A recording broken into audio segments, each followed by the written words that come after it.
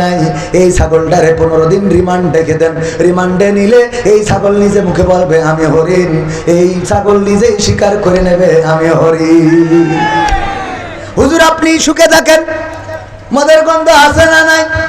হুজুর সুখে যদি না পায় তাইলে হুজুরের হাতে হাত কড়া লাগাবে, জেলখানায় নিয়ে যাবে, রিমান্ডে নেবে। তারপরে হুজুরের আবার ওই বোতল শুকাই বলবে হুজুর বলেন দেখি মদের গন্ধ পাওয়া যায় নাকি যায় না? হুজুর ডিম খাওয়ার ভয়তে বলবে যে হ্যাঁ পাওয়া যায়। বোঝেন, নিজে মুখে বলবে। বুদ্ধি ছিল না, ছিল না, এই কাজগুলো করা। আলেম ওলামাদের নির্যাতন পুলিশ যা চেয়েছে তাই করেছে, যার নামে ইচ্ছা মামলা দিয়েছে, যার নামে ইচ্ছা রিমান্ড ডেকেছে, যার নামে ইচ্ছা যা ইচ্ছা মামলা দিয়েছে। জীবনে যে মুরগি পর্যন্ত আমি কত বছর হয়ে গেল আমার মনেও পড়ে না, আমি নিজে প্রতিদিন গোশত খাইলেও কোনো মুরগি, গরু, ছাগল, হাঁস, পাখি কোনো কিছু আমি নিজে জবাই করি না। আমি নিজে জবাই করি না, আমার কষ্ট লাগে। খাওয়ার সময় আরাম লাগে, কিন্তু নিজে জবাই করি না, কষ্ট লাগে যে একটা প্রাণী একেবারে চোখের সামনে মেরে ফেলছি সাথে সাথে। যদিও আল্লাহ হালাল করেছেন, এটা হারাম করার কোনো ই না। কিছুই পাই নাই, পানির বোতলে নিয়ে বলছে হুজুর বোতলে কেমন জানি মদের গন্ধ পাওয়া যায়। আমি বললাম মদের গন্ধ আমার এই পানির বোতলে? বলতেছে আপনি সুখে দেখেন, আপনি শোকেন, আমি দরকার নেই, আপনি শোকেন, আপনি বলবেন।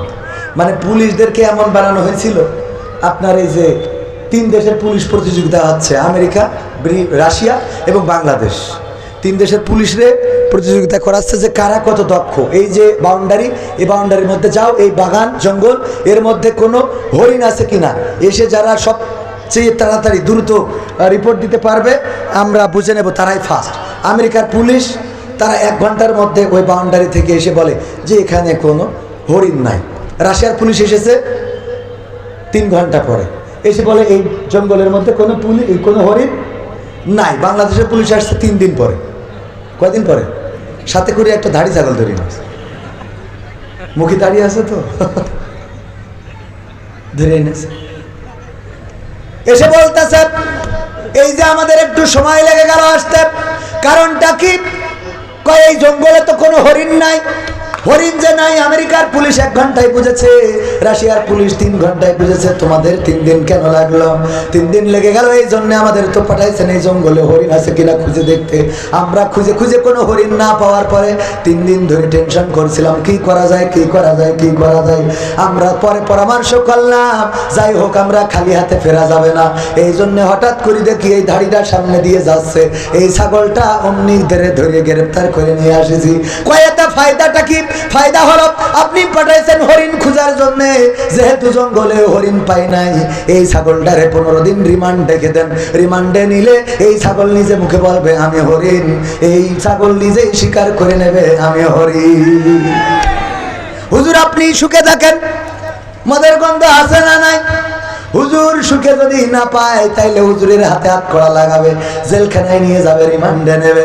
তারপরে হুজুরের আবার ওই বোতল শুকাই বলবে হুজুর বলেন দেখি মদের গন্ধ পাওয়া যায় নাকি যায় না? হুজুর ডিম খাওয়ার ভয়তে বলবে যে হ্যাঁ পাওয়া যায়। বোঝেন, নিজে মুখে বলবে। বুদ্ধি ছিল না, ছিল না, এই কাজগুলো করা। আলেম ওলামাদের নির্যাতন পুলিশ যা চেয়েছে তাই করেছে, যার নামে ইচ্ছা মামলা দিয়েছে, যার নামে ইচ্ছা রিমান্ড ডেকেছে, যার নামে ইচ্ছা যা ইচ্ছা মামলা দিয়েছে। জীবনে যে মুরগি পর্যন্ত আমি কত বছর হয়ে গেল আমার মনেও পড়ে না, আমি নিজে প্রতিদিন গোশত খাইলেও কোনো মুরগি, গরু, ছাগল, হাঁস, পাখি কোনো কিছু আমি নিজে জবাই করি না। আমি নিজে জবাই করি না, আমার কষ্ট লাগে।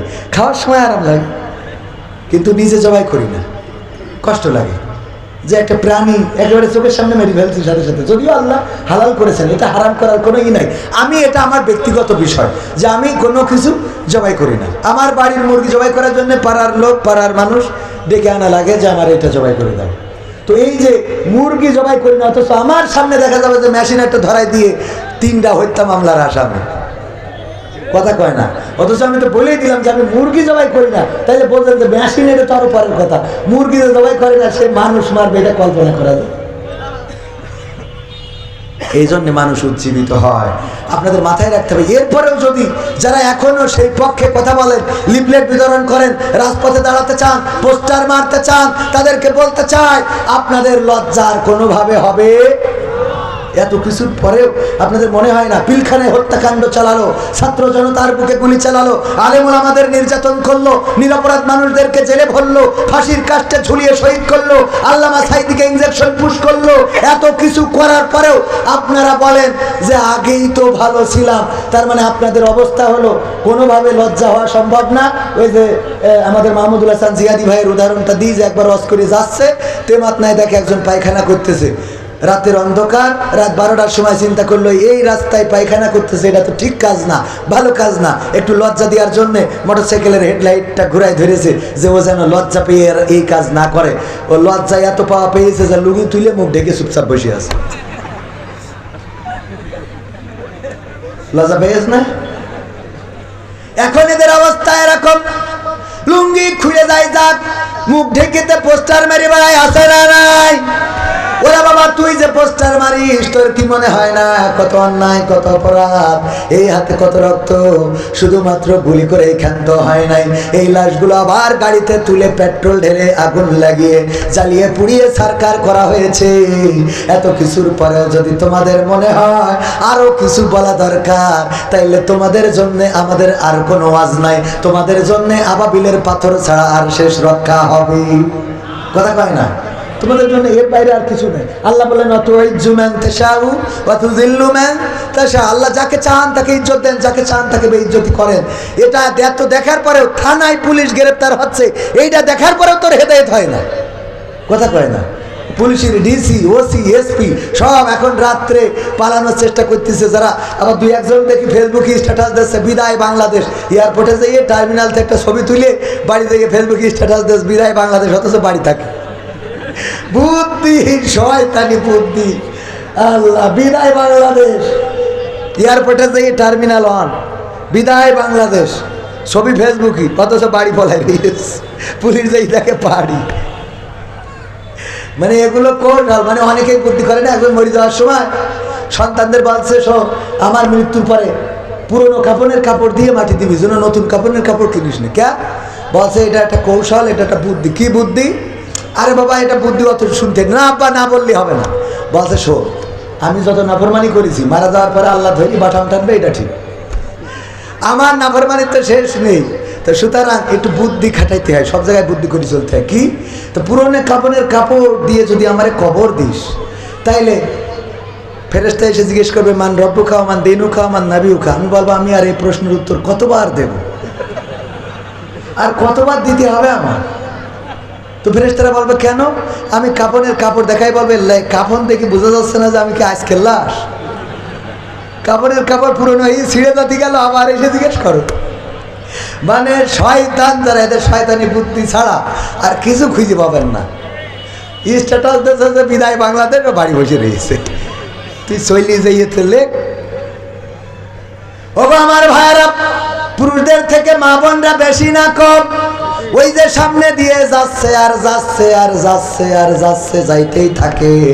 মা বোনরা শুধু মাহফিলে আসে না, রাস্তায় দেখলাম অনেকে আবার সাজু গুজু করে এসেছে। বলেন সুবহানাল্লাহ। ও নাউজুবিল্লাহ, আমার ভুল হয়েছে। আছে না নাই?